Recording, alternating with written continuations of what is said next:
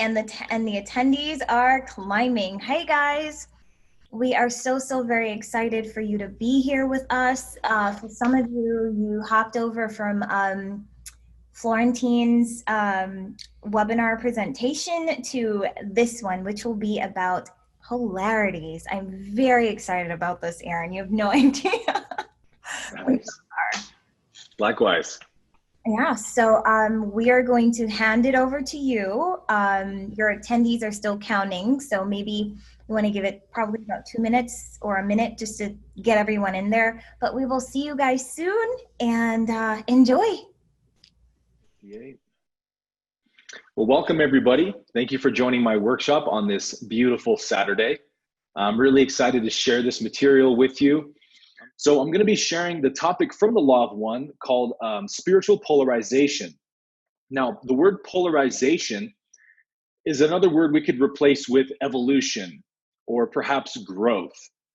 So the reason that Ra, the entity being channeled in the Law of One, uses the term polarization rather than growth is because the universe is made up of basically two polarities, right?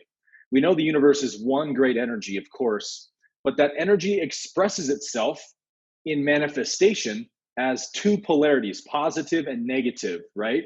And everything that we see and experience in the universe is just the interplay between those two polarities. So the reason that Ra, being a sixth density social memory complex, which we will discuss what that is in a minute, uses this term is because they're obviously very advanced intellectually, and they actually don't even use verbal language at that level of consciousness. They just exchange information via telepathy. So Ra is so intelligent that they're basically able to just absorb the English language like we would pick up a child's toy and play with a child, you know? So they're using whatever words in our language that they believe are the most accurate to conveying their points. So there's a lot of words they use that we've never heard of in the English language, like very big, complicated words that were being channeled through the woman whose name was Carla, that the team itself had to look them up to see, like, what are all these huge words Ra keeps using? So I'm going to read a lot of quotes from the Law of One as we go through to give you a little bit of a taste for what the material is like. And you'll see it's pretty dense and complex, but I'm going to do my best to distill it for you. So let's go ahead and get started. I'm going to throw my PowerPoint up on the screen here. Okay, spiritual polarization from the Law of One. Okay, so disciplines of the personality. So this is the crux of spiritual balancing. What Ra teaches is that there's essentially three ways to polarize positively, three basic practices that correlate to everything we do when we're talking about spiritual growth. That is knowledge of self, forgiveness of self, and acceptance of self. Forgiveness of self is just another way of saying acceptance of self, but it's actually very helpful to split the two apart to understand the difference of the two different ways we can accept ourselves. A quote here from session 74, Ra says, "The heart of the discipline of the personality is threefold. 1, know yourself. 2, accept yourself. 3, become the creator. The third step is that step which, when accomplished, renders one the most humble servant of all, transparent in personality, and completely able to know and accept other selves." In relation to the pursuit of the magical working, the continuing disciplines of the personality involve the adept in knowing itself, accepting itself, and thus clearing the path towards the great indigo gateway to the creator. So let's start talking about spiritual balancing. Now, spiritual balancing means to balance the positive and negative energies within our energy centers. So Ra gives an example here of what this looks like in real time. And this is sort of like the meat of what I want to talk about today. So this is an example that Ra gives in session 46 about how you would go about balancing anger. So let's say you get triggered to anger. This is the practice Ra recommends you start doing. And this is this isn't something you've probably ever heard before because it's coming from a much higher intelligence than, our third density level. But it's essentially the same thing as what we call shadow work.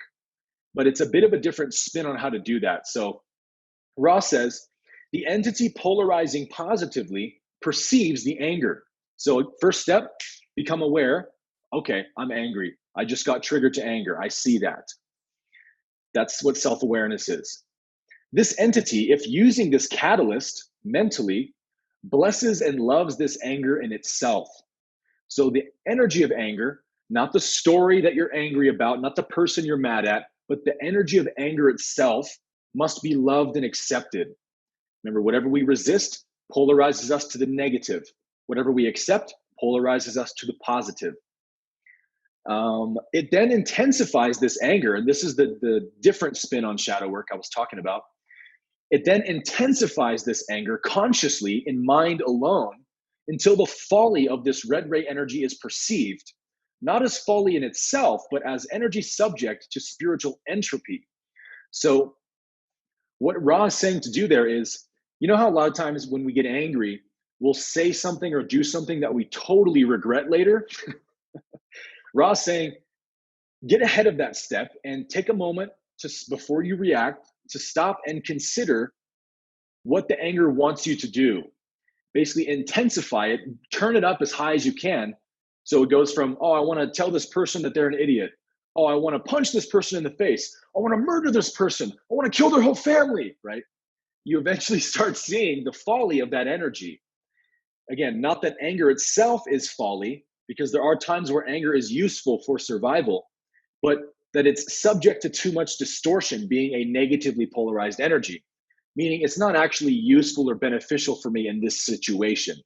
So turn that anger up until you can see that it's actually foolishness to react this way. That awareness right then and there will begin to balance the energy when you become aware of its folly. But the next thing Ra says to do is to imagine the opposite energy, which I guess would be peace of mind or peacefulness, and then begin turning that up and try and turn it up as high as you turn the anger up. So you bring both energies in together and they become balanced and neutralized.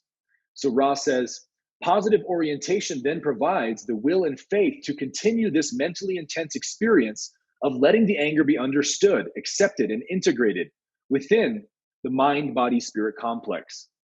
The other self, which is the subject of anger, is then transformed into an object of acceptance, understanding, and accommodation, all being reintegrated using the great energy with which anger began. So this is a way, if you can deal with your anger, your triggers in this way, Ra says you are jacking your polarity up big time. This is a huge exercise for spiritual polarity. Finally, here are some of the daily practices that you can start doing right now to choose your positive polarity and begin expanding it. And the first one, and I think probably the best one you can do, is a daily review. I cannot overemphasize how powerful this practice is, you guys. Every single night before you go to sleep, just make this a practice. Review your day in your mind. What experiences did I have? Did anything trigger me? What came up today? Did I have an interaction that was challenging? Review your day and the catalysts you experienced and ask the source to show you what the lesson was. What energies in me need balancing? Oh, I got triggered to anger today. Okay, I need to look at that a little bit more.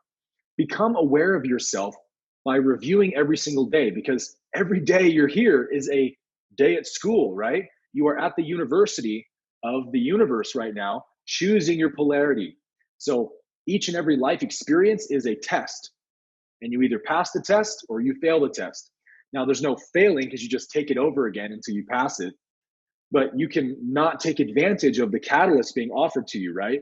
So reviewing every day helps you to take 100% advantage of your life catalyst, and that is the number one way to spiritually evolve.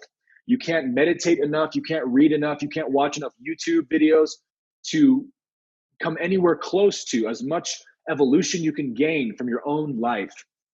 So daily review, number one. Number two is asking for a wider perspective always.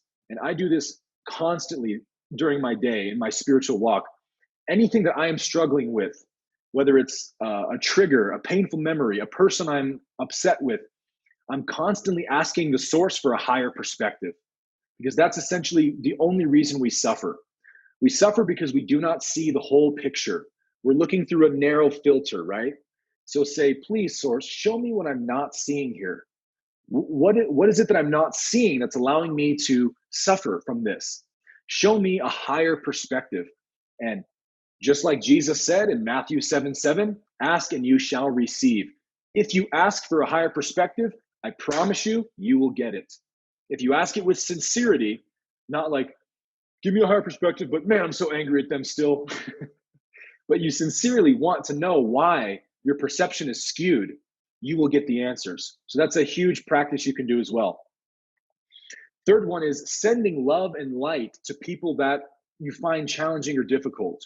So your bad landlord or your best friend who stabbed you in the back all those years ago. You're going to gain so much more spiritual polarization by sending those people love and light than sending people you love and already care about love and light, right? And then lastly, contemplate all as being the creator. I kind of mentioned this in the fourth chakra frame, talking about seeing other people as an extension of you. When you look at someone, don't see them as a separate person. Say, that's me in that body, experiencing that lifetime.